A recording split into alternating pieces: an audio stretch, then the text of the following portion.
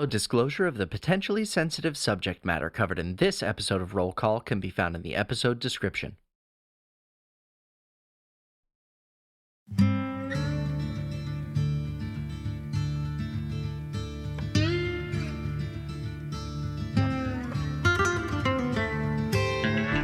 In the southwestern corner of the world of Mirabellis, beneath the third hottest of her suns, lies the Outlands.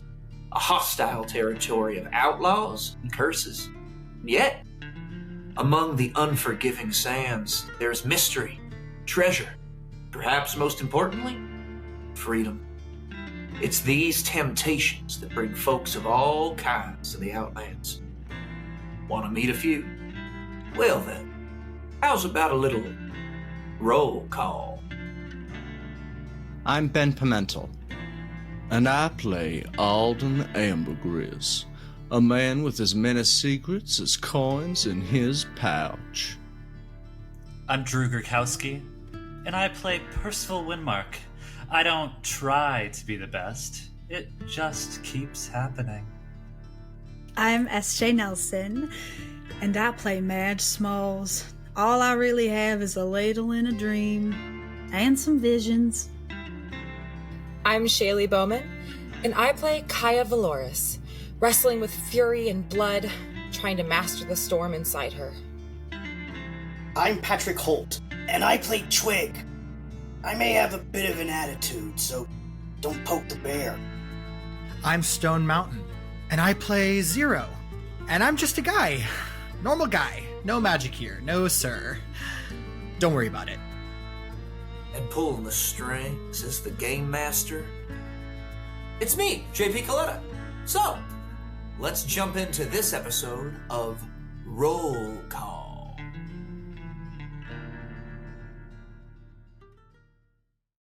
So last time on Roll Call, our heroes discovered, having discovered these children and asked them to take you to their leader, if you will, take you to Glimmerglass. And along your way, you discovered the true power of these children that you're traveling with as they led you through these caverns. As you walked through, they revealed perhaps some troubling information and revealed that their greatest fear is the Sandman, who theoretically comes in to check up on them every now and then. Now, as you wandered through the caves, you came across this large cavern at the center, where there was a giant, what seemed to be scrying eye, tall as the cavern itself, made of ever-shifting sand. You deduced that it's in fact not scrying at all, but rather an illusion made to scare all of the children into submission and behaving. Now, the children reluctantly lead you up to Rex, the leader of Glimmerglass, or self-elected, I should say, at his age. Now, Rex was very dubious of you and chastised the kids, and of course, after trying to trap you in a hole, you did manage to overpower him and convince him that you were on his side, and you have offered to aid him in their battle against the Sandman, which he is reluctant to start. However, he does inform you that actually the nice man, who you have identified correctly as Silas, has brought to you, has been bringing supplies to them and essentially been sneaking them little contraband. Well, you went to see Caleb, the injured kid, and he was almost 80 years old. However, when Zero and Twig combined their magic, they turned back time, aging him down 25 years. And Rex has hope. And with that trust, he showed you the device that Silas had helped him build. This was a device just like the ones that Kaelin has. A water condenser. And it's only missing one part.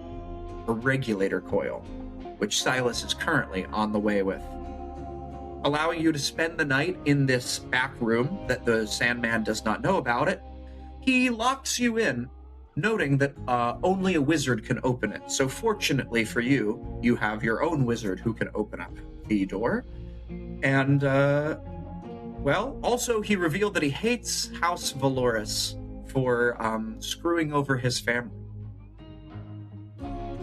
A lot of things were said in the still of that room, and a dream was had where Madge, you were visited by the Sandman, who seems to identify you as a fellow something, and most importantly reminded you that forever is coming.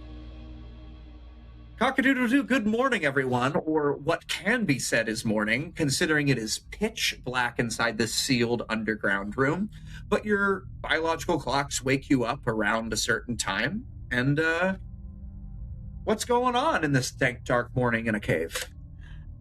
I would like to, before everybody's awake, possibly, after I've slept enough, possibly try to push everybody's... I know it's a small room, push everybody's bodies so I have like a corner of the room to myself, and I would have liked to take like the stick end of my ladle and tried to have drawn what I saw of the Sandman, try to recollect what I saw in my brain, on the floor, in the dirt or whatever surface we're on. Absolutely. Go ahead. I will say yes, you can push people's sleeping bodies enough to the side. Go ahead and make it is a performance check, I think, to see if you can. Could just to hedge our bets. Kaia, me, and Twig all trance. So I think by the time Madge is awake, we would have to be awake. Could we both? I think we would very willingly be like, she's in a state, let's help. Move Alden and Percival's bodies, and then could perhaps Twigs with a guidance and me with a help action because I'm proficient in performance. Could we help Madge in this state of unsettlement? I'm a really good artist. We've established that Zero's a really good artist. Okay. Hooray! Okay. Help action. Or I need some drawing room, everybody. Stand back. Oh, nat 20! Nat 20! Nat 20! It's time. Nat 20!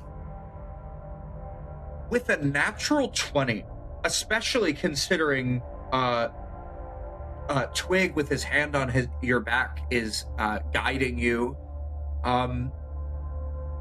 you enter a trance-like state. Your eyes roll back into the back of your head, and you watch as it's almost in faster than is realistic time, as you etch an incredibly detailed drawing, not only into the, forever into the floor on this stone, scratching it in the face. You all see, those of you with dark vision, I should say, can see the gray outline of a long plague mask with a curved beak at the end and two great wide goggled eyes. The leather mask comes back and seems to fade beneath a long black hood, the rest of him cloaked in a long black cloak, not an inch of skin to be seen. And for a second, you can swear that you can still hear his laugh. Anyone who looks at the drawing, even.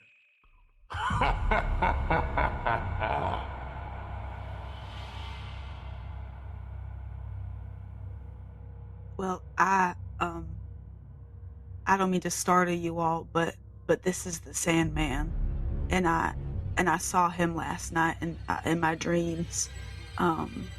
He said a lot of crazy things to me, and I said a lot of crazy things to him too. I won't lie, I said some crazy things, but this is what he looks like. I wanted you all to know. Thank you for the help. But he also told me that forever is coming, and I don't mean to startle you all, but he also did say that something as along the lines of that I'm like him, that we have something in common. I have never met that man in my life, so I'm not really sure what that means, but this is him. Whoa. Are you okay? Oh, I'm all right. I gave him a piece of my mind, I won't lie. But I saw my grandma at first, and that was really, really lovely. But then that all faded away, and then I saw him. We were in the desert, and he was trying to attack me, and I tried to fight him, but he turned into sand and went away, and it was scary. It was very scary, but I'm okay. I'm okay. I'm here with you all, and it was very real, but it was a dream. So I feel all right now. Well, the line work here is really impressive. Very much so. She looks great. Good drawing. Great drawing. Details are. I'm not gonna lie. I thought it was gonna turn out real bad. It's really good. I won't lie. I can barely see it, but so I'm glad that I had the help. Thank you. Yeah. I don't personally experience this, so I don't know for certain, but like it almost seems like you had like a prophetic vision, not like a dream. My family, I have family who have like divination and prophetic visions, so it just kind of seems a little bit in line with that. Have you been having those a lot? Oh, it's sort of like a vision. I kind of interchange them a little bit. Yeah, I get these I get these visions sometimes. I got them quite a bit when I was back in Marais Lumen, but now that I've been out of there and here, they come very sporadically. Sometimes they're nonsensical. Sometimes I can't tell if it's truth or if it's fiction. But they're very intense now that I'm out here and so far away from home. But yes, I do get there's visions. They're visions, really. Is your grandma in them a lot? It depends. She's on my mind a lot. It was the first time I've really seen her since I left. But she's in my heart a lot. So, I don't get to see her a lot in my dreams or my visions. So it was very nice to see her. You know, I don't exactly know if she's okay right now. So, and it didn't really give me much guidance when I saw her, but it was warm and happy, and she was good. I try to see her in them, but the visions aren't very kind that way. They don't just let me see what I want to see. They only kind of show what they feel like showing me. Madge, you had another vision while we've been traveling together. Was the woman in that vision your grandmother, or? No, that was a woman I've never seen before. A scary woman running after me, and she had the same strange prophecy of forever is coming. Right. And I don't, and the Sandman said the same thing to me last night. I'm not really sure. I've never heard of the Sandman before, and I've never seen that woman before. So I'm very confused. But yeah, the only person I've recognized since I've been out here is my grandma. Everyone else is freaking me out. I'm not gonna lie, really freaky, but that's all right. Could you try to draw the woman that you saw? Yeah, I can. Can I try drawing her? Yeah, sure. Do you want me to roll again? Yes, please. All right. Twig, guide her. Okay, I don't think she's okay, but all right. Oh God! Wait, what do I get for guidance? A D4. You get D4. That's not gonna help. +0, a 6. plus for guidance? How you get a plus 0? No, a 2 on the dice, plus 4 on the D4. I'm sorry, it's a 6 total. It's a 6 total. My mistake. I got a 6, big old 6. So with your 6, this time there is no magic involved, and it is just Madge's pure drawing ability. You get sort of like a stick figure in a dress with like squiggles that are supposed to be hair. Yeah, that's her. That's about it. Yeah, that's her right there. That's what she looked like. Oh, wow. Was the vision a while ago? Yeah, it was a few days ago. Right. I mean, the other man, the Sandman's fresh on my mind. Of but course. That's definitely what it is, yeah. And also, it's worth noting, when you drew the Sandman, you, like, went into sort of a almost, like, eyes rolled back in your head state. And when you just drew this one, you just sort of drew. Yeah, you just kind of stuck your tongue out a little bit and squinted. I don't think that's the same thing. Yeah, no, that was just me trying my best. Hey, Definitely. that is okay. You did great. But yeah, that's her right there. That's her right there. If you see her again, not that, I mean, this drawing is so detailed. Thank you. But if you see her and it seems like we don't recognize her, even though you've given us this really good drawing, if you would point her out to us, that would be useful. I feel certain that if I saw the Sandman, I could just immediately recognize him. And not that this one's bad, but just it's dark in here. Just if you see the woman, you let us know, okay? Yeah, I kind of used all my energy on the first one, and it was so good. The shading, the what is it? The brush weight. It's really, really on that one. Yeah, really I use different parts of the ladle, like when you like kind of you push it down, kind of like a pencil. You know, kind of the shadows and stuff. This one just dang it, but it's okay. Wow. Hey, DM. Yes. Could Kaia like try, because her family has had like prophetic visions and she's been around that a lot. Is it possible for her to have any inkling of like what forever is coming might mean, or just like the general like layout of her vision? Yeah. Roll a history check. Okay. This is not a low DC. Okay.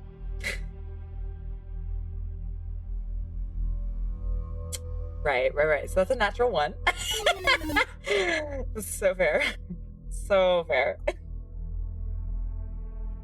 I mean, you're pretty sure that this is probably a prophetic vision, just like you said.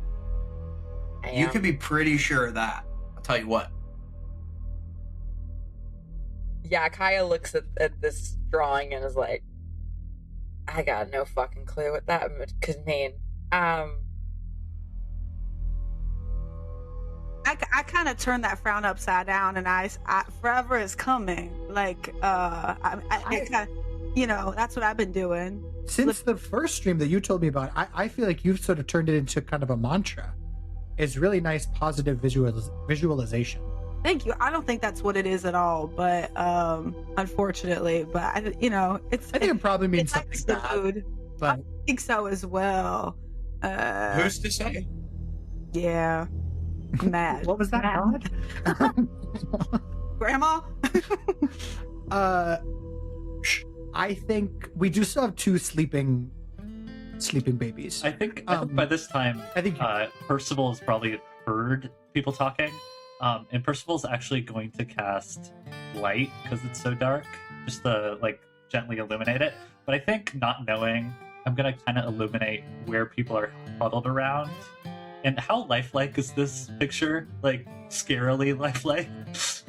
Yeah, if you look at it, you are not a mechanical thing, but you are struck with an immediate sense of dread. Gotcha. So Percival definitely like wakes up, sees that it's dark, hears people talking, and just like casts like a very light, not up high, so it's just dimly lit, and then looks at where everyone is gathered and just does a very quick. It's just a drawing. It's just a really good drawing. morning, dude. Yeah, great. Good morning. Good morning. That's What- the Sandman. Surprise! Cool. Okay. I'm just gonna take one moment. And Percival's just gonna stand up, kind of do some breathing, and collect himself. Do his calisthenics. Just for Zero's, just for, is posterity the right word? I don't know. Zero has, we've described before Zero having a sketchbook because he can't cast minor illusion, so he just does drawings. I'd love to just, I know that the woman is really bad, but I just think for Zero's note keeping, he'd love to draw both of these just on two separate pages. Sure. I'll allow the same check to apply to both. Great. So just performance. They are at disadvantage because it's a new day. But I'm really good at performance, so... Oh my god. Okay, the dice were kind to me. I rolled 2 16s. So that becomes a 22. You copy them That was crazy. relatively accurately. Certainly the woman is almost precisely, but I'd say, I mean, the Sandman, you capture it precisely, I mean, minus perhaps the The invocative. terrifying aura. Good. I'm glad. I don't want that in my sketchbook. I'll copy those both down. And as our non-trancing friends are rousing, I think I'd love to do a sort of friendly insight check on Madge. She's been very kind and shared her first dream with just Zero. And I remember in what a scary state she was in. And I just want to see if she's in a bad way again, or if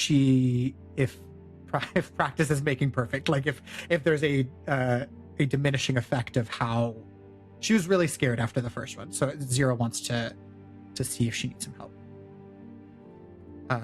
Should I roll insight?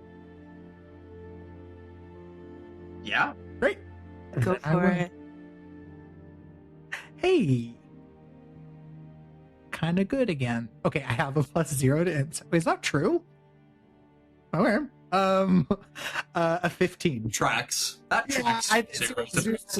Zero's pretty oblivious at times. A 15. But a 15 total, yeah. Yeah, I would say you could tell. I think after the first one, Madge was absolutely taken aback. I think after her stroke of good luck, and I think seeing her grandma and the good guidance that she gave her before she saw the Sandman, I think she's, after this, there's more of a sense of focus and a sense of determination of yes, it was scary seeing that, but she's filled with more purpose now. I think she was a little lost and just scared the first dream, and this one she has more motivation and she has more determination, and it's less she's taking that fear and kind of and channeling it into something. But she feels she's not shaken or taken aback. She just feels very focused, very like she's trying to figure this out because it keeps happening. So, but yeah, she's doing good. She's doing good. Good. In that case, as perhaps Alden is beginning to stir, I would look to Percival and say, I think we should maybe get moving. Are you able to? Can you open you learned the code, right? Oh, yeah, of course, I got that. Yeah, and Percival will, of course, go over to the doorway and successfully open it on his first try. Okay. Right, Tia? Go ahead and make an Arcana check. I will say the Arcana check to open the door is 10 for wizards and 30 for non-wizards. If we're stuck in Well, this you're a fucking wizard, room right? So it because should you just be a said you were a wizard.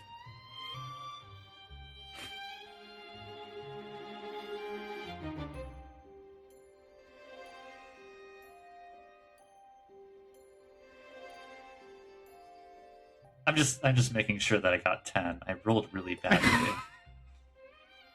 Yeah, that's really bad. Yeah, I rolled really poorly. I'm so sorry, guys. Of course. Yeah, how bad is really bad? Really Yeah. bad. Yeah. Yeah, What what'd you was on the get? dice? Just for transparency's On the sake, dice? you know. Yeah, for the what was on the viewers. dice? Right now on the dice is a 2. So But you're a wizard, so I imagine your plus to Arcana must be really good. my plus to Yeah. Arcana is 6. So I'm close, but not quite there. So that's an 8. Yeah. Unfortunately for anyone, that is a failure. So, Could I do an Arcana check? I think I'm just standing right there, just being like, well, my things are packed up. I tranced, so I'm already all do you know packed the? up. But do you know the code? I don't. Well, I know Alden and I both. I thought only Alden. Correct me if my memory is wrong. I remember learning it. I thought I watched with the knowledge that I couldn't do it, but if I didn't, that's okay. I just want to see if what he's doing is wizardry. Okay, so is that what you're making the Arcana check for? Or are you trying to open the door? I'm not trying. No. Sorry, I'm not trying to open the door. I only want to check his work, having seen a wizard do it successfully, and now see him do it unsuccessfully. If it looks like a botched cantrip, You may make an Arcana check. Great. But as that is happening, I will describe Percival. So you walk up and you rather shoddily you try to remember the exact finger patterns that Rex was doing. And you sort of go a little too diagonal instead of up and down. Yep. Hold that thought. I do have something. I know what you are. I know what you are, and I know what you're using. You And we'll see a talk little- about it on the downtime. See a little sparkle of red once again as Percival does walk up and is struggling, and I'm going to DM JP. Oh, you're gonna DM the DM? Yes. My theories are all but confirmed. So secretive. Does that get it? I don't. What are you DMing me on? Oh, I DM'd you my roll. On Probably Discord. Discord. Sorry. Welcome behind the Discord, veil. we're huge fans. Yeah, welcome Please come behind on the the show, veil, Discord. viewers. Please sponsor us. Yeah. Please sponsor us, Discord. Discord. I technically speaking, yes. I am going to need you to, because I'm a confused DM, explain this to me. Yes. But while you're doing that, while you're texting me that, I'm going to describe what happens, and then I'm going to come to you, Zero. So, you attempt to remember the code, and your fingers are just a little off. You don't exactly remember. You remember the general directions, but there's a level of precision that you just don't have. But upon a second attempt, as the red sparks spark out, you do find yourself attuning to this magically. And suddenly, you guys hear chick, chick, chick, chick, as stones begin to roll away, revealing Caleb's quarters, where Caleb is fast asleep. I know what you are. I'm a Zero doesn't wizard. say that. No. As he kind of, so Percival kind of like falters at first and like very much is like a little out of his element, but then that red sparking kind of happens again, and he successfully opens it and kind of cockily turns to everyone. He's like, "Yeah, that would have sucked if you guys didn't have a wizard here." Mm-hmm. And Percival's gonna walk through the doorway. I got a 15 Arcana. A 15 Arcana. What I'll give you from that is that it wasn't... There was something off about the magic, and it wasn't going to work. but then he concentrated again and was able to make it work. Like, you do notice that that he made a mistake, but you can't necessarily confirm what fixed the mistake.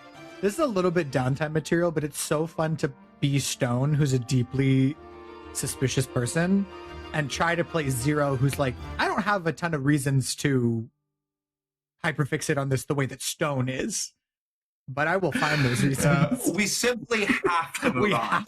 So, as we all move into the, as the door opens up, you see Caleb fast asleep, but notably, the secondary bedroll where Rex supposedly was sleeping is empty. And he has gone out for the day. But you are free to move about Glimmerglass on your own. Before we go too far, we as a group had talked about potentially going to the next steps would be maybe to go to the ghost town. And that was sort of a like next day sort of thing. Does that sound right? Yeah, I think that's kind of where we were. I think so. Great. I think as we're stepping out of this space, you see a Zero has a deck of tarot cards. And he sort of has been like idly playing with them. I think even as he was watching Percival, he was sort of like shuffling them almost like a little bit of a tick. And as we walk by Caleb, Zero draws a card. And from the Major Arcana, it is Strength, a Strength card. And he'll sort of nod to himself and put it back in his deck. And then he's going to walk shoulder to shoulder with Madge, shuffle the deck, and he draws the High Priestess. And he's going to hand that to her. And he shuffles the deck again. He's going to walk by Percival, and he's going to hand him the Fool and hand that to him. He's going to walk by... he's gonna walk by Kaia and hand her I think Justice is what's gonna come out. He'll walk by Twigsy and draw the Moon, and he'll walk by Alden and draw the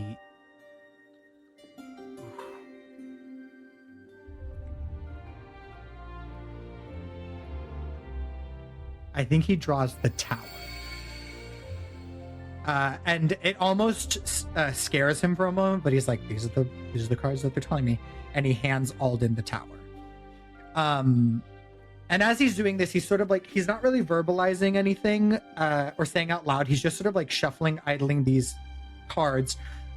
But there's almost something like magic coming off them. It doesn't look like the gold and green of the like with Caleb. It's almost like blue and technicolor, and it's so faint. It almost is like it like comes and then it's gone. And all of you get, I want to make sure I have it right. Cut around this. You all get temporary HP equal to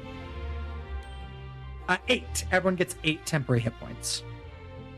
As just as quickly as the card was given to you, maybe you put it into a pocket, maybe it's in your hand, but once you feel this temporary hit points hit you, the deck is full again, and Zero has all of his cards. Is this including Caleb? How many people can I pick? You don't have to. It's just a question. Unfortunately, no. Well, that's so sad. No, Zero hates children. It's I only think 6, so you either I hit don't points give it just to by one of going us, wild or... shape if you don't want to. I've seen this trick before. No, there's no way I'm not giving it to Twig. I will forego my own temporary hit points. So the 5 of you and Caleb. So Caleb gets 8 temporary hit points. Because I didn't draw a card for myself. I think Zero was focusing on other things. Yeah, as a little bit of almost like trickster magic picks up around us, and everyone feels a little emboldened. Right, shall we go to the ghost town?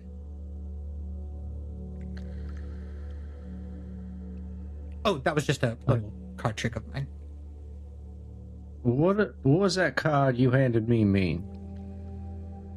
Oh, the tower. I think Zero almost gets a little bashful. The tower can mean all kinds of things.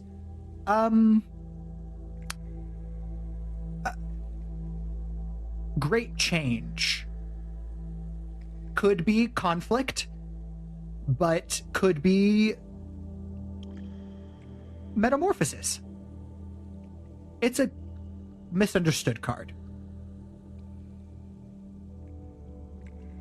Well, I suppose now y'all know I do like to change, and then there will just be a ripple across his face, like an opalescent ripple, and we'll give you a wink, and then just continue walking in the direction we're walking as we exit the quarters. I think the last I'll say on this, just knowing everyone's sort of passive insights, Zero is a very good liar. And so I think to most of the group, that just seems like, yeah, it's just this misunderstood card. But I think Twig knows Zero very well and knows when Zero is lying. And that's not What the tower means. the most accepted meaning of what the tower means. I think both Patrick and Twig know that That's a generous interpretation. a little bit more negative. Yeah, a very generous, optimistic interpretation of that card. But Zero likes to focus on the positive. And I'll slip my tarot deck back onto my my kind of belt bandolier. And I guess we should maybe look for Rex before we go, just to tell him that we're going to do what we said we were going to do. Yeah. So, as you begin to head down the corridor back towards what looks to be the throne room, you hear the increasing sound of rather loud children. And as you re-enter the throne room, there are 13 kids plus Rex and Cordelia, all gather around a makeshift runner on the floor that is used as a makeshift table, and they are all surrounding. There's a fire in the corner where one of them is turning over what looks to be some kind of meat over a fire, and they are all eating breakfast before they go out into the mines. And of course, Rex, sitting upon his throne, greets you. Good morning. I trust you were able to get out of the room just fine. Oh, of course we were. It's very easy. Wizard bros, I suppose. Yes, I believe you'll be off this morning, as you seemed to imply last night. Would you like some breakfast before you depart? Sure, we'd love breakfast. If you have extra. We do, actually. It's never fun when we have quite a few fights, but when we do end up with a little extra meat. I hope you don't mind mimic tongue. It's the only part of theirs that stays flesh once they become stone. We've mimic tongue, roast minerals, and toasted bugs of I'll have a toasted bug. I'll try anything once. Certainly. Milo? Yeah, I made them this morning. I was was actually hoping to give them to you to just say it already. Tess appears, slapping him.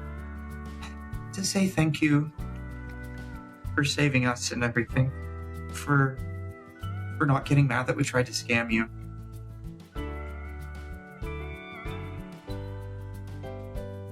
Of course. So thank you. And he just sort of like thrusts the bugs into Twig's hand. You're welcome.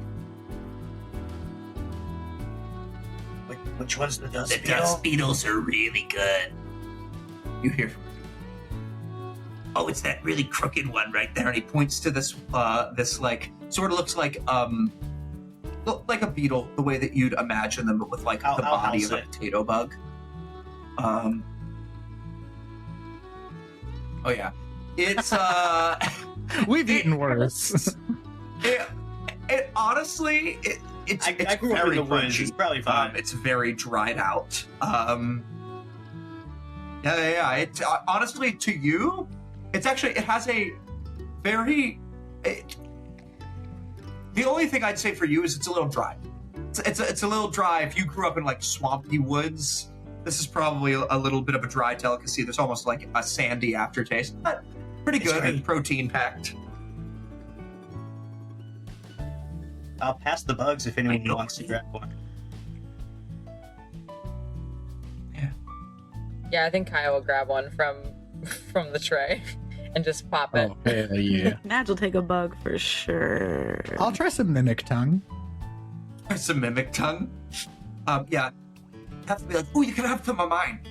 And she goes ahead and she's going to like, because she uses it for everything, she's going to use her Eldritch Blast to like rip you off a piece just with a finger. Like, she's like, here. It is the gamiest, most. It is not a fun meat to chew on. It just gets stuck in your teeth. There is nothing you can do to avoid it. Chewy. Good though. Yeah, that's my favorite part. It's like Rex says it's good for the jaw. Yeah. Yes, I do say that. Well, we're oh wow, that is really in my teeth. We are gonna head to the ghost town today. Is there anything we should know? Crossing. You guys are going to Ironhook? Whoa, that's hardcore. I really hope you know these guys don't die. We really like you guys. Oh. The only thing you need to know about that place is it's haunted, and you'll probably die. All right. I think what Theo is attempting to say is that it is known to be quite haunted. No one has ever figured out exactly why the villagers got up and walked out and never came back. No one knows what happened to the villagers who lived there. And some people claim that it's the gates of hell itself would lead to the underworld. Not to the hells, that would be quite insane. Oh. That's a bit extreme. If you ask me, it is, in my opinion, a bit of an exaggeration. But I can tell you this much. The reason that, well, as we call him the nice man, you might know him, Silas, he makes his hideout there because it's the one place the Sandman won't go. We don't know why. The Sandman won't step foot in Ironhook. So, you've certainly got your work cut out for you. And at the very least, I can tell you, you won't have any trouble from the Sandman at Ironhook. But we certainly would appreciate it if you were able to locate Silas. It doesn't usually take this long. We'll find him. Bring the ninth man back to us. He sometimes brings sweet things. Sure. You see, Zero is taking this information and starts looking more and more kind of dour. And I think his hands begin to idly go back to his deck of cards. And as the kids are warning us not to die, I think he'll go, I'm not too worried. With the muscles we've got in this group and the fates on our side, and he'll draw a card and the camera, I think no one else can see because I'm so good at sleight of hand, draws the card Death and is going to as he's like turning it, he sleight of hands it and the star card is revealed. See? The star card means good luck, good fortune. We'll be fine. And is going to quickly shuffle it back into the deck. I'm sure we'll be back in no time. When you get back, you have to tell our fortunes. Yeah, I want to know what's going to happen. Yeah, you guys can do that. I'm gonna get back to cooking. It's my day to cook. Well, for the next 3 days, because, we ran away. You're lucky it's not 4. Yeah. Just, be careful. And I guess don't die. You got your star thing and everything, but, thanks again. And he's just gonna run off, towards the fire and go back to trying to cook unless anyone stops him.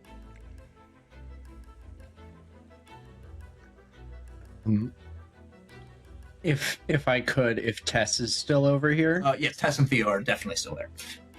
If I could just kind of like, not fully like pull Tess aside, but just be like, hey kid. Why are we whispering? 'Cause I made you something that I think you may be able to make use of. You made something for me? Oh yeah, you're right, I did. And I'm gonna hand over a little ball bearing. I'm just gonna say, now, I only ask that you use this responsibly. 'Cause, oh boy, does it stink.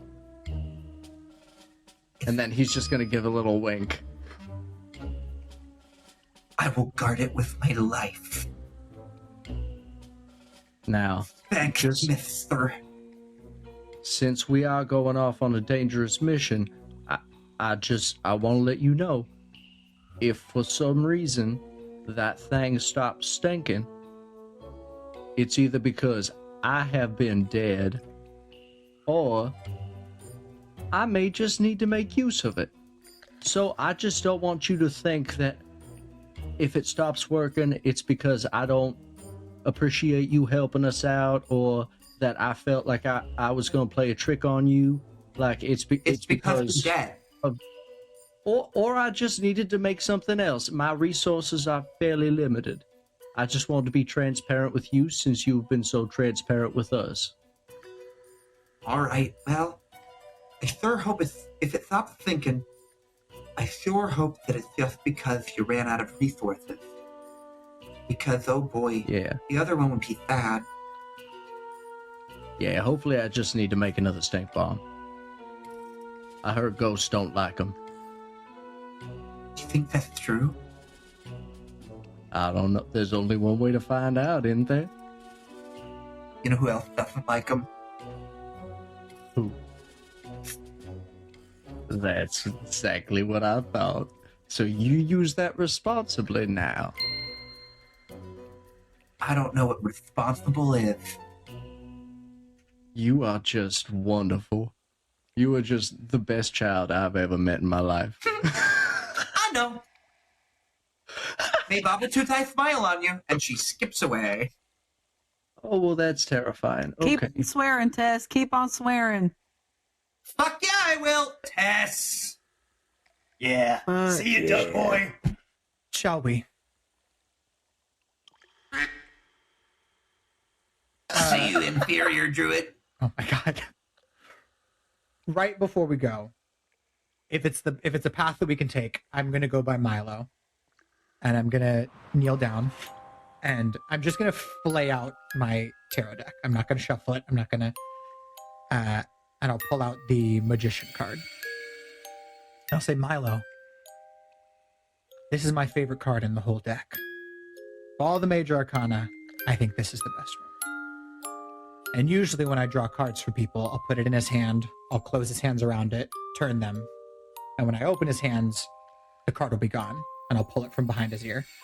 I usually take them back, because I don't know if you can tell, but I don't have a lot of money, and this tarot deck was expensive. Well, it would have been expensive if I hadn't stolen it. No, I can tell all of that, yeah. But whenever I'm feeling down and I want to do a reading, but I want it to go my way, I find myself pulling the magician card. And it might not be a real shuffle and draw, but boy, do I feel a lot better when I draw that card. And you'll see in the picture there's this great spellcaster. And he's got a crowd all around him, and they're all enamored by his magic. And he's got control and strength, presence. I wanted to be like him.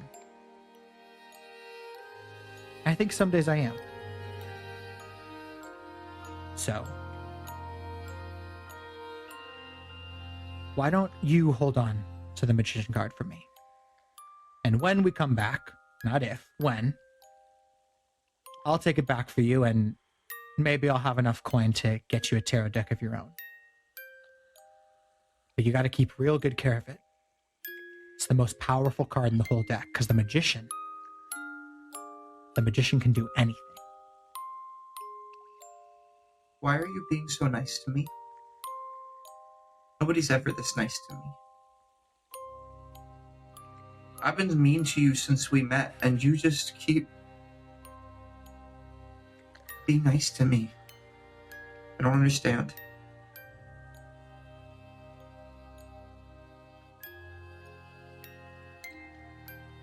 I think you're just easy to be nice to.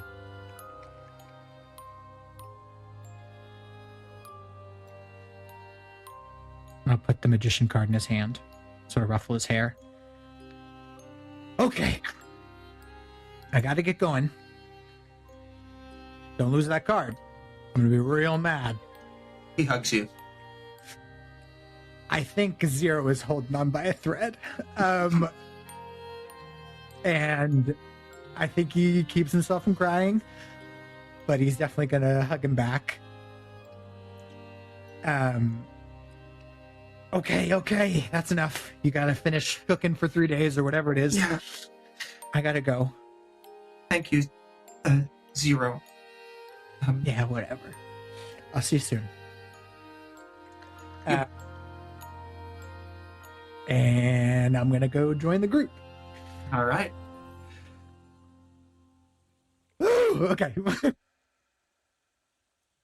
Well, if you're all ready, I can escort you topside if you've all had your fill of food and are ready to go. Excellent. Follow me.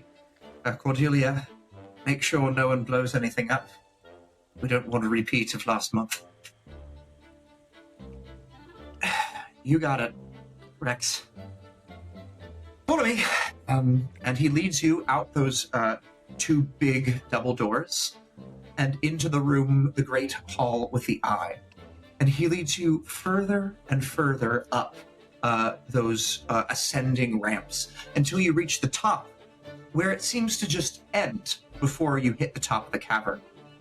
And as you all step onto the platform, Rex pulls a staff out from underneath his robe and flips it a few times and boosh, douche, knocks 2 times.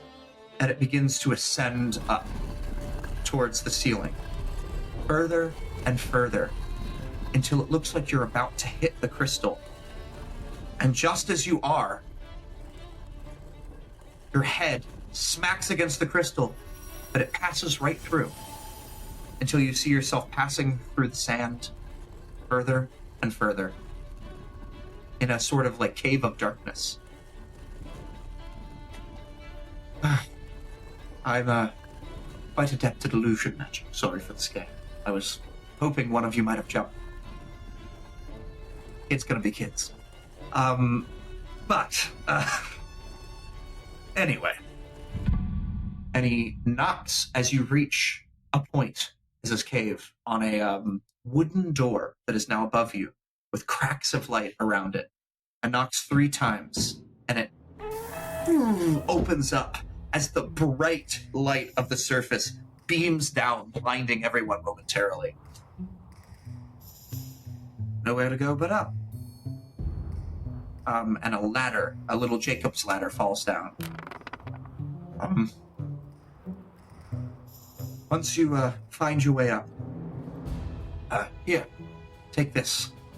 No offense, you seem the most capable with directions. And he goes ahead and hands it to Kaia. And hands you a compass. That's fair. Yes, thank you. Follow northwest. It'll take you about a day and a half's worth of travel.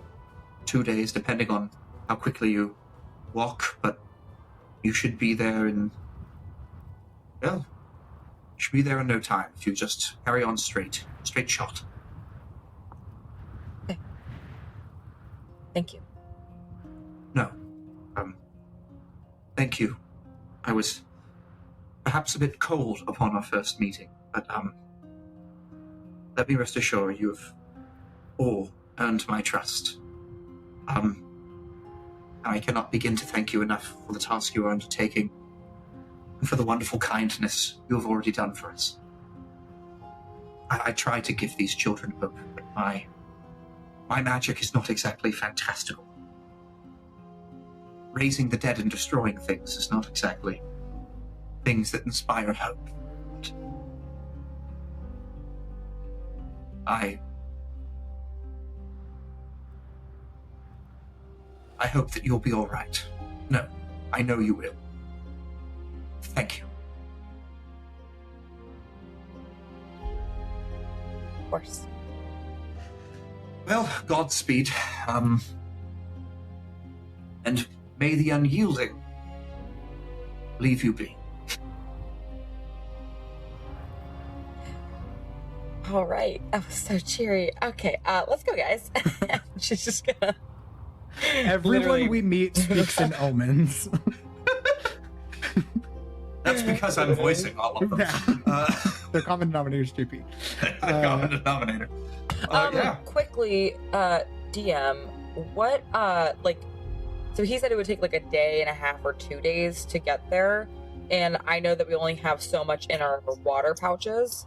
So how many days, because I cannot remember, how many days have we like officially been out and using that? Like how many? That would be officially, night 1 was discovered. That's actually only 2, believe it or not. Okay. You've only been out for 2 days. I just want to make sure. So you've consumed two rations since departing Duskrith. We're fabulous. Yeah. Also, I should mention, this is also a good time to be keeping track of your rations as well, not just your water. Yeah, because we started with 11. We should have 9 days of water, and I know I have less, but I think everyone else should have 9 rations. I will point out, and I'm a little sad to inform you all of this, but technically speaking, you did leave the skiff on like the other side of this cave system. Yeah, we did. So you would have to, like, if you wanted to get your skiff, you would have to navigate your way back and get it. It would be faster. It would not be. It would probably take about the same amount of time if you were to, like, navigate on foot back to the skiff and then take the skiff, and you'd kind of lose any time you gained. But I'm just letting you know.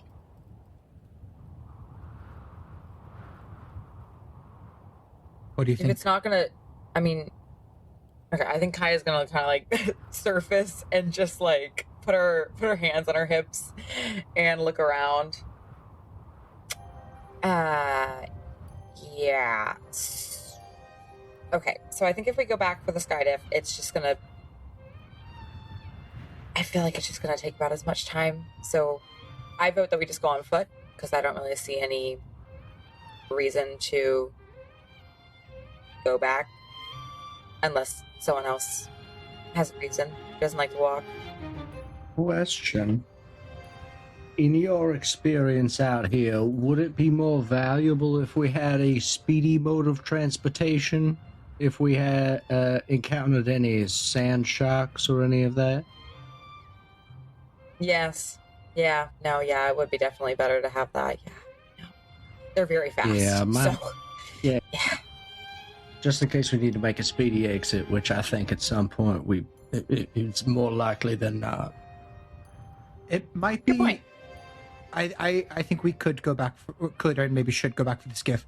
It may be a good idea to get the skiff, go part of the way, and when we know we're getting close, then go on foot, because we'll not be particularly sneaky on the skiff. Kaylin did say that at a certain point we would have to leave the skiff and finish the journey on foot, if I remember correctly. Yeah, that's true. Great.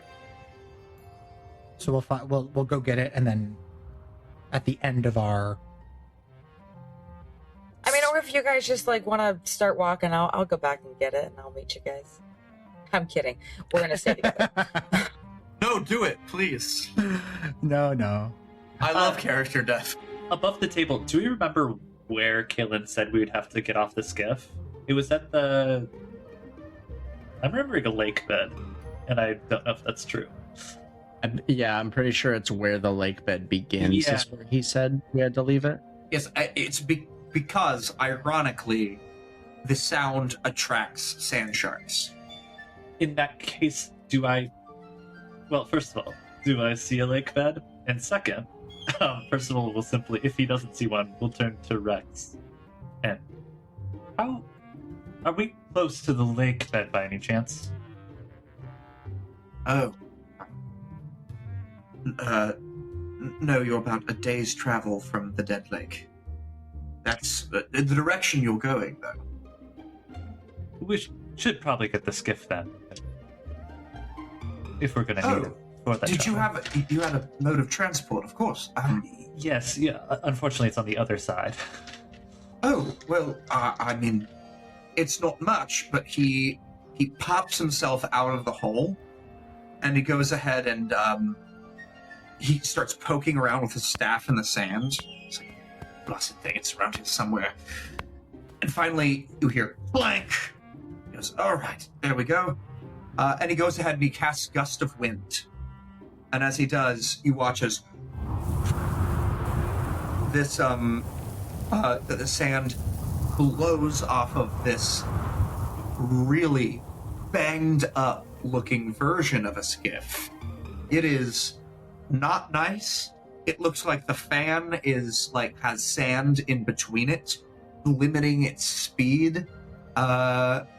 And the seats are sort of like bent and rusted over. It's certainly not comfortable to sit in. It's not much, but if you'd like to save time, you're welcome to take this. We probably should do that. We're kind of on a limited timeline here. Kaia, I should warn you, it is purposefully slow. You know, the point is that we're stranded out here. We're not really supposed to have access to modes of transit. Kaia, could you do your, remember when you sand bent? Could you take the sand, all the sand in the fan, and put it somewhere else? Yeah, I gotcha. She likes them.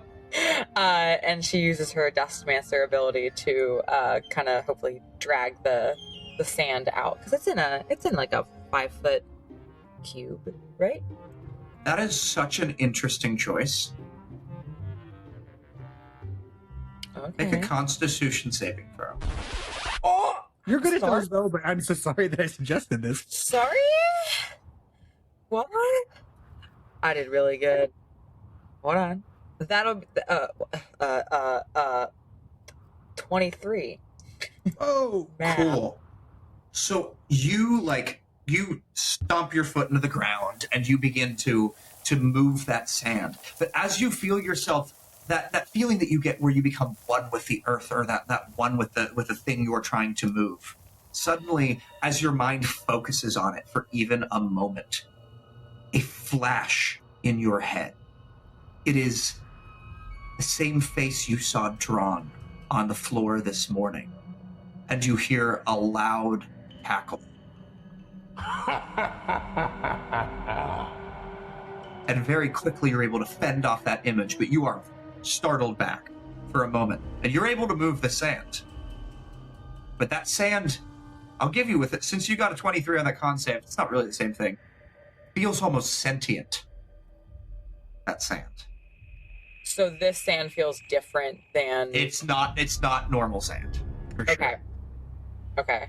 I think everyone sees as like Kaia does, and I think most people have seen her do this by now, especially after she made like the little eyeball. But she kind of like stomps her ground and like sand begins to move, and it feels like it almost like takes her a second to lift it up, and you just watch as she just like almost jolts backward, and I think like her head goes up for a second as she just like takes a breath.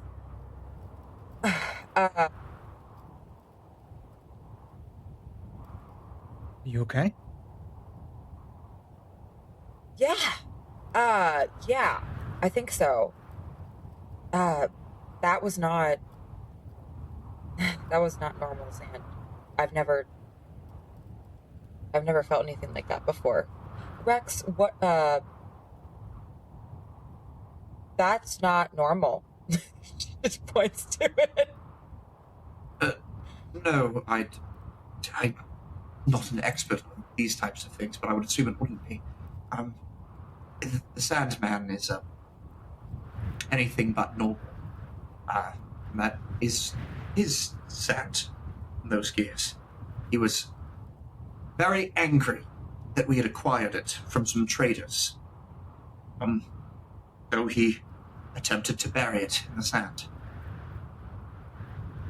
In his rage, of course, he used some of his own sand as well as the surrounding sand. I'm certain if any of his own sand is still mixed in there. It wouldn't be fun to interact with. It wasn't, no. That was horrible. Thank you for that insight. I'm sorry, I couldn't have known that would happen. Oh, no. I don't blame you. No, you're fine. I wouldn't expect you to... Yeah, no, you're good. We're all good. I'm not going to make anyone do an insight check.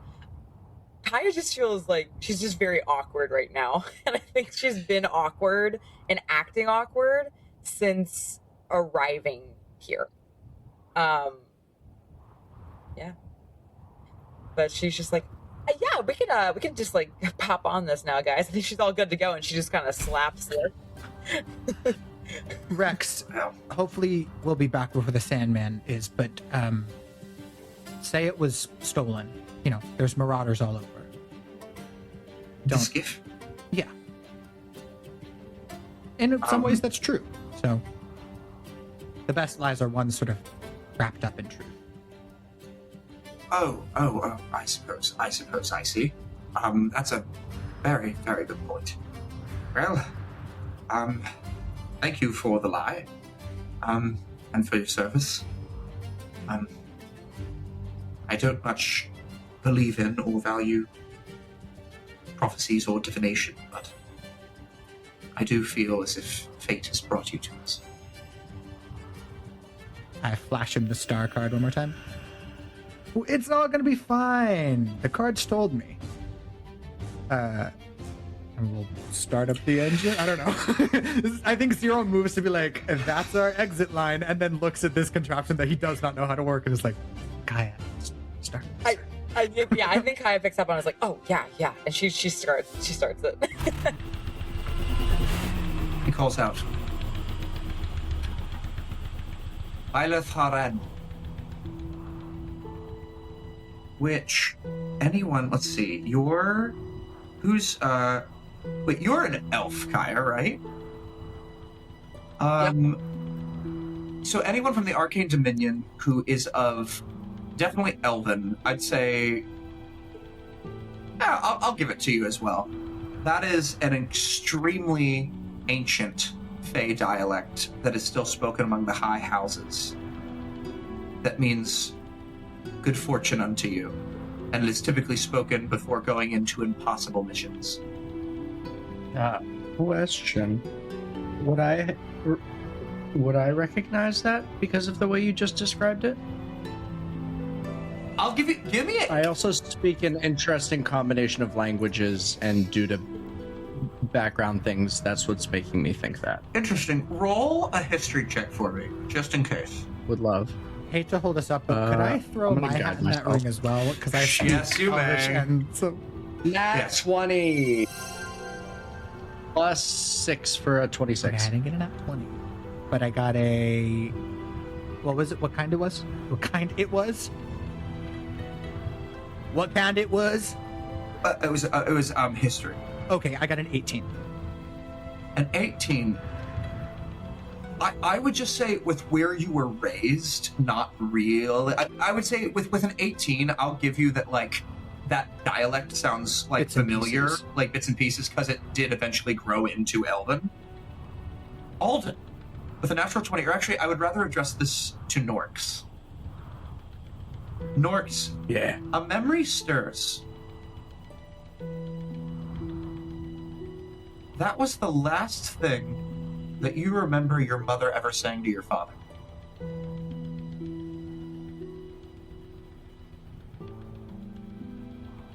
Your true mother and father.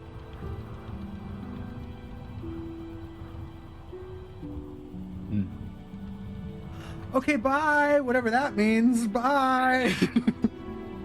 Kaia, I think, puts her hand on, like the handle bar, and anyone looking at her will just see like her eyes kind of like widen a little bit in slight fear for the first time, I think, since she's been escorting people along, and she's just going to kind of give a curt nod to Rex. Thank you. Thank you. And then she's gonna direct it forward, or like actually towards ours. Are we going back for our?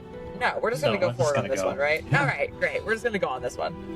Yeah. So as you go ahead and you pull on the handle for the start, it takes a few, a bit like that janky old lawnmower you have in back,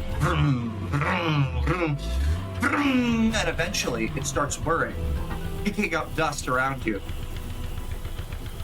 And he calls back once more in common, "Good fortune unto you," as you all begin to board the boat and sail off into the distance.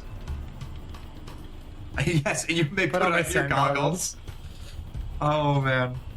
All right. And with that, you watch as he becomes little more than an ant in the background. He eventually makes his way back down into the chasm, back to Glimmerglass, and you make your way onwards towards Ironhook Crossing. Supposedly, the gates to the underworld itself. Any little campfire scenes as you make your way along the endless wasteland of the Outlands? I think as we kind of exit out of Glimmerglass and we get like a bit further away, I think Kaia is going to find herself relaxing a little bit more away from that situation, and she's gonna get a little bit bored driving, and I think she's gonna kind of turn around and be like, do any of you guys like want to maybe drive this, like just like for like a little bit? I want to try. You seem really too excited about that. I've been on one 3 times now, and I haven't gotten a chance to turn the sticks. And okay, well, it's cool that the sticks make it go, and I wanted to try. Okay. If it would make you feel more comfortable, I could give him a hand. Since I was assisting you on our way out here. Sure. Yeah. That would be that'd be great. And I think then she'll just kind of like show Twig the ropes like a little bit. Okay, so like for the most part, you do want to keep it a little bit stationary. Just when you hit like some bumps, you'll just really want to hang on tight and just like turn the handle with the motion of the ocean, right? Or in this case, the sand. And you'll just kind of want to let it go with it. And then you'll want to stabilize it as you kind of get over that hump, right? But other than that, you should be fine. Yeah, just sticks make it go. I got it. Just don't accelerate too much, right? Okay, because then it'll get really rough, what and then we might accelerate? fall off. Which part is accelerate? Don't even worry about it. Don't even worry about it. Maybe I should just. Let me go just a little bit. I'll go slow. Okay, sure. Alden, yeah, just make sure that he doesn't go crazy fast, and then she's just gonna take a breath and back up. I'll make sure the sticks don't go Let's too go far. fucking fast, Alden. No. Twig, I'm so sorry. Sure. Just for flavor's sake, can I get... Let's say... Honestly, I do think that, like... It's sort of a dexterous thing. It's a physical thing. So, like, I would even take sleight of hand. Like, something to do with dexterity, I will take, to determine your driving capabilities. And if I can give the help action. You cannot. Could I guide myself? Okay. Yeah. All right. Then yeah, I'll do a sleight of hand. I'm considered that. Because no one can help him now. I wouldn't let anyone help me. Oh, that's not bad.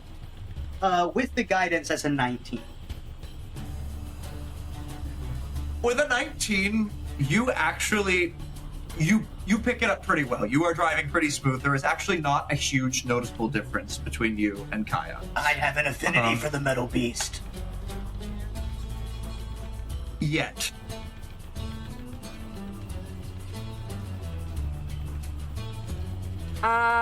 Anyways, so Kaia's gonna go, and I think she's just gonna take a moment to just be very thankful that she didn't, we didn't crash immediately after the transfer.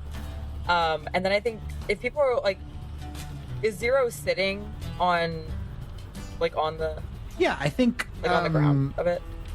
I know that the seats weren't described as like the best, but I think there was a look of panic as Twig volunteered, and so he probably stood up and was like braced on the back of a chair and was looking over, and when he sees that we have not crashed, he'll kind of calm himself down and sit back down towards the middle back of the skiff.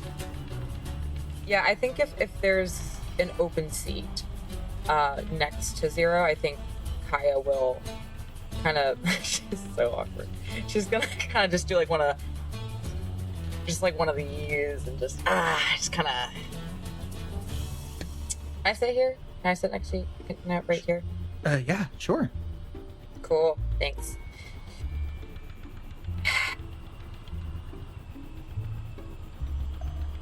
Anything on your mind? What? Oh no, I just wanted to sit.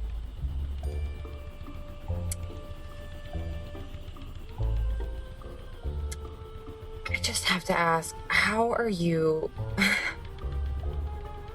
so good with kids? You're just really good with them. And it's kind of annoying. I don't know, I felt so awkward during that entire thing, and you're just, I mean, I was trying to be, I like kids. I want to be good with kids, but like it just felt like everything I was saying with Milo like was coming out wrong, and I was saying that his parents left him for like a reason. Oh my God, who says that? Like, I don't know. I just like, why are you so good with them? Yeah. Thank you.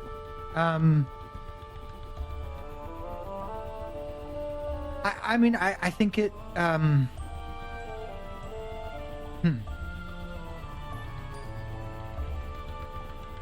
think it comes with practice.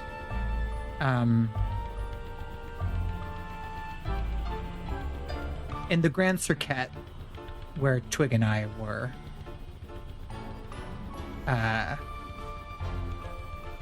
the part that I played was... It wasn't a very heroic part. It was not, the one that kids dream of being. So I developed patience very quickly. Happens when kids are throwing things at you, or kicking your shins, or calling you names that they shouldn't be calling you. And when you do that for years, everything else is kind of easy, you know? You learn a lot of empathy, I guess, because days go by where you just keep thinking about how you wish you were treated and not getting it. So when you see someone else hurting, or someone who's maybe misunderstood, it's easier to say the right thing, because you just think, what do I wish someone would have said to me but didn't? And, kids love magic tricks, and I'm really good at magic tricks, so that's always an easy crowd pleaser. Right. Well, when I did a magic trick, Tess and all the kids got really scared by the little eyeballs, so that didn't work very well. I think some of that was just bad luck. We didn't know what we didn't know until we knew it. Right. Yeah. But the good news is kids have really bad short-term memory. So next time we see them, maybe you can try again. Kids are very forgiving. Maybe too forgiving sometimes. And I don't think you did anything that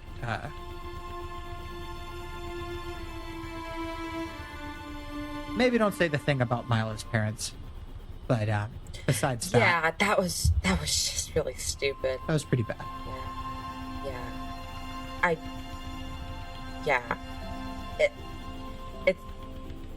I just kind of, I don't know. I think that if I talk about, I had that kind of happen to me. My parents didn't just abandon me. No, God, no. That'd be so mean of them. No, but my mom especially really wanted to put me on a path, so I was sent away, and it just kind of felt reminiscent of that. So I just thought that it would be helpful, but I think I kind of wish that someone would have said something to me, said something different to me, and I think I was just kind of reverting back to what I was told and kind of regurgitating that. So thanks for the advice, because that's helpful. Tell people, empathize.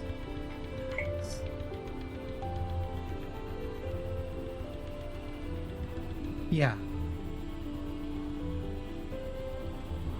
You were in a circus? Yeah. I was in it a little longer than Twig, but that's where we met when we were teens. I was I didn't know my parents. The ringleader of that circus found me as a baby. I was left. Or that's what he told me. He was a liar, so could have totally been made up. But yeah, we were with the Grand Circuit of the Guildlands for a long time. It was I think you see Zero kind of like looking at Twig. It was a lot of fun. Twig really liked it there, and then I sort of messed stuff up. But now we're on the road. What'd you mess up?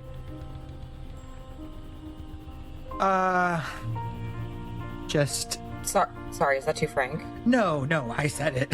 I don't know why I said it if I wasn't. I messed stuff up with the ringleader, and he was the boss, and I sort of brought Twig down with me. Don't tell him. He doesn't.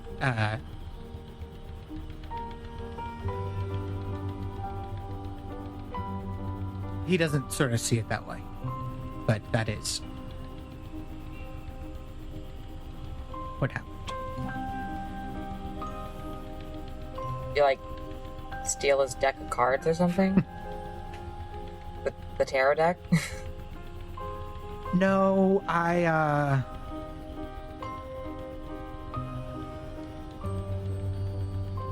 you know magic is illegal in the Guildlands? Yeah. Yeah. Which is crazy. I set off a sequence of events that exposed that me and Twig were magic. I mean, the ringleader was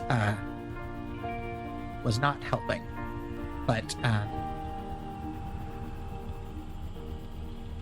I could have done some different stuff if we wanted to stay. But no point in dwelling on the past. If we had stayed, we wouldn't have met all of you. So, you know, win some, lose some, right? Right. Sorry, I didn't mean to pry. Ouch. I won't say anything to Twig. Twigsy. Twig? Is he Don't call him. Twigsy? That's my mistake. Don't call him Twigsy. That's Oh, no. That's sort of a name I came up with as sort of a goof, and then sometimes I forget to not say it around other people, and then other people think that's his name, and then he gets really mad because he does not like. He tolerates me calling him that, but he doesn't even really like it that much, and he hates when other people call him that. So yeah, just call him Twig. Okay. But you're just Zero. Just no other. Yeah, just Zero. Just Zero. If you come up with a nickname, I'm open to them. Z. We can workshop it. Z. Ooh. Hey, Z. The more you do it, the less I like it. Oh. No, I'm sorry. I was doing I thought we were doing playful banter, but we were being vulnerable. So. No, yeah, we are. No, we are. She gets really excited. We're doing yeah. Just like Yeah, that's exactly what it is. Totally. Right. Well, thank you for letting me sit here. That's so cool. I'll just... Who's sitting next to me? Is anyone sitting next to me? It's for sure Madge. Yeah. Madge is sitting there. She hasn't said a single thing, but she's been listening. And I think under her breath, when people were talking about their names, she was like, "And I'm mad," but just herself, just for her. I think Kaia will turn to you, Madge, and be like, and how are you holding up? I know you. I mean, my grandma, like whenever she would have like a really intense vision, she would get like really tired and have some migraines. So are you feeling okay? Do you like? Wait, oh, your grandma also has visions? Yeah, actually, yeah. Oh. She's I don't. I'm not blessed with that, unfortunately. I mean, I don't know if it's a blessing, but it's something I possess. No, I'm hanging in there. I think I'm lucky to have y'all. Even, it's nice to be around people in these crazy times, and I'm hanging in there, and I have a strange little feeling that things aren't gonna turn out terrible because I have y'all. That was corny as hell, but no, it's great. It's great. No, I think I felt a sense of hope last night because I knew I had y'all, and I didn't. I was freaked out, but I wasn't scared. I knew that this man who was hid behind a mask and is in control of sand. You're in control of sand. What in the world? Sorry. Oh, whoa. Oh my goodness. No, it's okay. I mean, honestly, I think that sometimes too. I mean, no. So whoa. Yeah, it's red. No, listen. This man hides behind a bird mask, and he's in control of sand. But you're in control of sand. I mean, he's just some man, At the end of the day, You're right. And I got my ladle, and my grandma did something to my ladle though. I've been kind of looking at it. She kind of bangs it on the skiff. She's like, I think my grandma did something to my ladle though. I'm not really sure what's going on, but it feels a little different. But I guess we'll see when we start hitting somebody. But yeah, I'm good. You're better than good. You're the high priestess. I know. I don't know what that means, but you gave that card to me and I liked it. It felt powerful. It should. Yeah, what the heck did justice mean? I mean, I know what the word means. I just why? I mean, I didn't pick anything. Those are the cards that the deck gave me. But inside check. She doesn't believe anything positive that people tell her. Okay. Where's my mouse? Insight. All right. Not great. Well, that's not bad.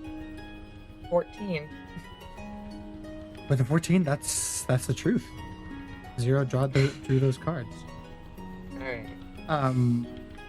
And I might have whether I was rolling persuasion or deception, the number was 19. So I probably was just rolling persuasion, and you believe me. Because that's the truth. Oh, well, justice, the justice card can mean all kinds of things. Typically it means someone with a strong sense of right and wrong, who maybe is feeling a little conflicted, maybe is coming back into touch with their sense of justice. And it's a hard path, but a important path, I guess. She still has it, right? No, I took them all back, but I'll draw it out again. Okay. And there's the I believe it's a blind justice. Like there's a woman, almost like a seraph, blindfolded with the scales. It needs more descriptions on it. It's just like the face of the card. There's no... You just interpret that? Or that's what it means? Like... It's just what it means. You just have to... Okay. Just have to learn. To you? I mean... As you say that, I just have to trust you. You suddenly hear, from the very quietness of the desert, you hear another. There is another engine coming towards you in the distance. Let's fucking go. Let's race it. And as you see it coming into view, you see it's much taller than yours. As it comes closer and closer, you realize that it looks bigger than yours. And then in a different way, with these sort of rails on either side that are on the base, and a sled at the middle. And in the back is this giant, what looks like sack of items. And as it breathes into view, suddenly it skirts like it's about to hit you. It's playing a game of chicken with you. I'm game. Let's play. It's coming towards you. All right. It Kaia, inches. the wheel. I'm gonna go fast. You have 6 seconds until you run into it. 6, 5. I'm gonna break. 4, 3. As you break. 2. It skids to the side and just narrowly misses you, swinging its way to the side. As this metal sleigh with a large sack in its back just skids by you and comes to an end. And a large, dark figure gets out and slams its door shut. And that's where we're going to go ahead and end off for today. What? We're doing Mad Max. We're Mad Maxing. What Mad Max Santa Claus is going on? I literally wrote down in my notes, Santa? Sandta. I love that. Thank you. Here comes Seriously, Santa Claus. thank you so much to everyone for listening and watching. We want to shout out our incredible artists of the show. Logo designed by @RealSimonBouye, character designed by Jules_in_the_Rain. If you're enjoying the show, please just give us a 5-star review on Spotify or Apple Podcasts. It really, really helps us with the algorithm. If you're watching us on YouTube, please hit those like and subscribe buttons and the notification bell so you can listen to new episodes as soon as they come out. And if you want early access and bonus content like our Downtime podcast, where we talk about each episode and give you the behind-the-scenes scoop, head on over to our Patreon at www.patreon.com/rollcallproductions and become a patron today. But last but certainly not least, please follow us on Instagram and TikTok @RollCallPod and tell us how much you are loving the show. Thank you so much. Good night. And remember, maybe Santa Claus is real.